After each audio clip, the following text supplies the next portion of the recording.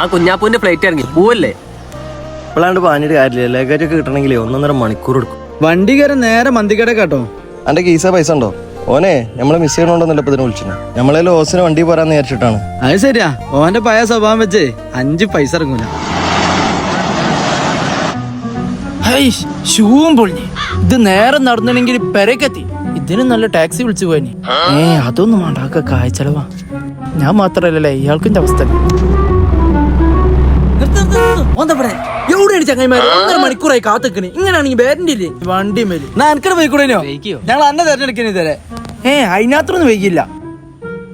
അല്ല, ഇത് നമ്മള് മാനുവിന്റെ മോനല്ലേ?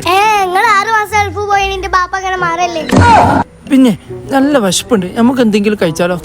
നമുക്ക് ബന്ധിച്ചാലോ? അത്ര വലിയ വിശപ്പൊന്നുമില്ല. മന്തിയൊക്കെ കഴിച്ച് മടുത്തിട്ട് ഇങ്ങോട്ടെന്ന് നമുക്ക് എന്തെങ്കിലും ചെറിയ ഔലിമിൽക്കോ അങ്ങനെ എന്തെങ്കിലും ആക്കിയാ പോരെ. പിന്നെ ഒരു സെൽഫി എടുക്കണം, ബ്രോക്കർമാർക്കൊക്കെ കണ്ട് നട്ടട്ടെ. ചെങ്ങായി ട്രെൻഡൊക്കെ മാറി. ഇത് വല്ല കാഫിയും പിടിച്ചാൽ നോക്ക്. ഇതെന്നെ ട്രെൻഡ് പഠിപ്പിച്ചണ്ട. ഇതെന്താ ട്രെൻഡ് എന്ന് കൂട്ടി വായിച്ച് പഠിച്ച കാലത്ത് ട്രെൻഡ് എന്താന്ന് കാണിച്ചൊന്നോനാ ഈ കുഞ്ഞാപ്പൂ. എന്നിട്ടും ഓയിൽ മിൽക്ക് മേലെ അപ്പോഴും അതിന് ഇതാന്റെ ലോക്കൽ അവൽ മിൽക്കല്ല, പിന്നെ ബനാവില് ഇപ്പൊ ട്രെൻഡുമാണ്.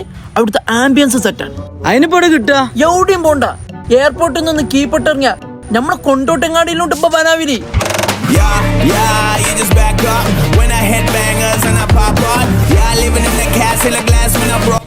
കൊണ്ടോട്ടി ആകെ മാറിട്ടോ.